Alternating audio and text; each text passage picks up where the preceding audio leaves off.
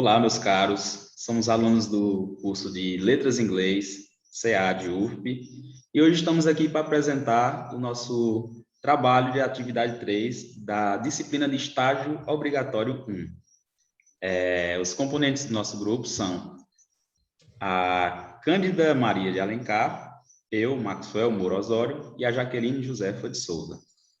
Quem vai iniciar essa atividade é a Cândida.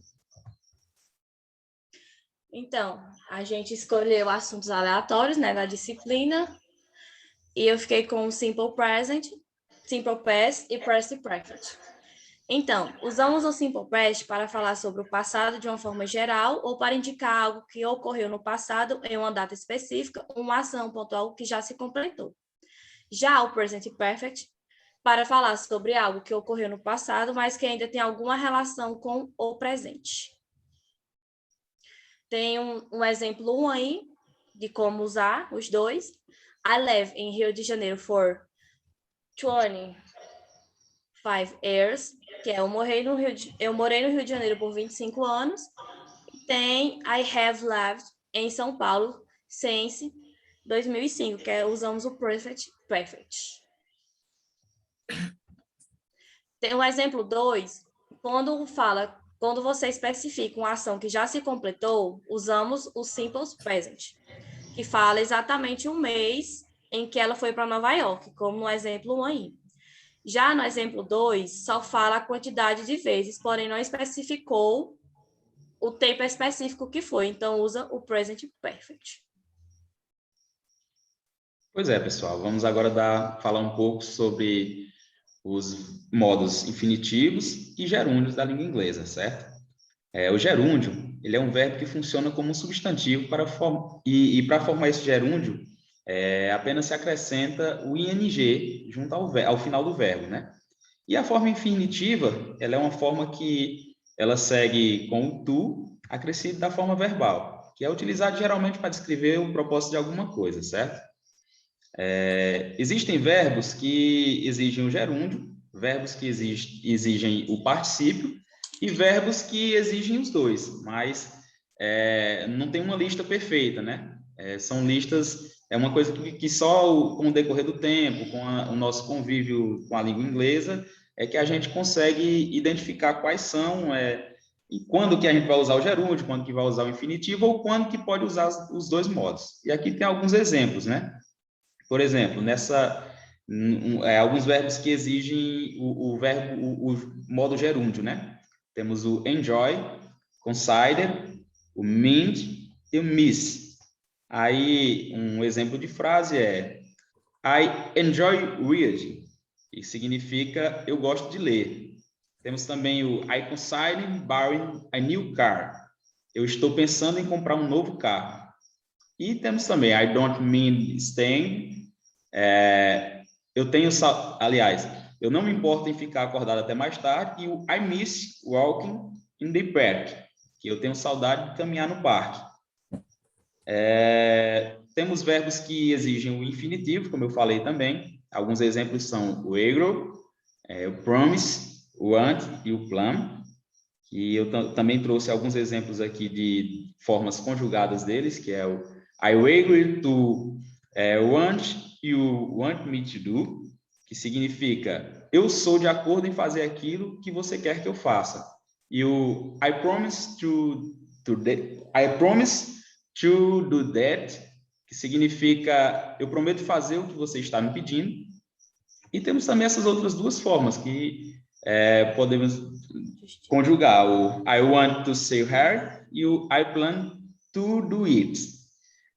Além desses dois modos, temos também verbos que exigem as duas formas, o infinitivo e o gerúndio. E alguns exemplos são os verbos start, begin e o continue. Eu trouxe só duas conjugações aqui, mas que dá para você ter uma noção. O I start to work on Monday, que significa eu começo a trabalhar na segunda-feira. E também trouxe uma forma do verbo begin aqui, que ele pode ser conjugado tanto no modo infinitivo como no gerúndio, que também é a mesma coisa. I finally begin write a proposal E he finally began to write a proposal. Ele finalmente começou a escrever uma proposta. E agora eu vou repassar a vez para minha amiga Jaqueline. Bom, para dar continuidade, irei falar um pouco sobre o past continuous vezes o simple past. Past continuous indica ações contínuas, já o simple past indica ações pontuais no passado. Enquanto o simple past é o passado simples, permite que o verbo seja flexionado apenas com o sufixo ed no final do verbo. O past continuous exige que a palavra termine em ing, dando a ideia de continuidade. No simple past, inclui a partícula ed, id e de em verbos regulares.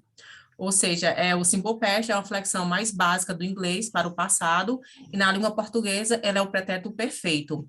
Ela é um fenômeno possível de expressar atos iniciados e acabados no passado. Como exemplo, podemos citar Last night I dreamed with you. Noite passada eu sonhei com você. Isso é o verbo com o final. Ed dá uma ação de passado. Outro exemplo, I stayed with Harry last month. Eu fiquei aqui mês passado, que também dá a ideia de atos passados. I hated the show. Eu odiei aquele show.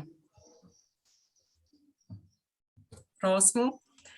Agora, para falar no past continuous, a flexão corresponde ao verbo no gerúndio e a sentença é composta por sujeito, mais verbo to be no passado, mais verbo, mais complemento. No entanto, é preciso acrescentar o sufixo in no final das palavras, né? Que é no final dos verbos.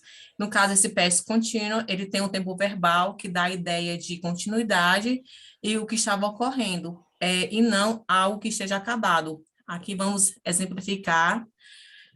Como exemplo, temos I was doing this will you to help me. Eu estava fazendo isso até você me interromper. Mary was looking for a curry on the bed. Mary estava procurando seus brincos embaixo da cama. E outro exemplo, Jane was not running with the forward. Jane não estava correndo quando caiu. Como exemplo, né, desse past contínuo, continuidade, percebemos que no final de cada verbo tem o in, que dá aquela ideia de tempo verbal de continuidade que está ocorrendo. Então, pessoal, damos finalidade aqui no nosso trabalho e muito obrigada a todos. Ok, obrigado e até a próxima.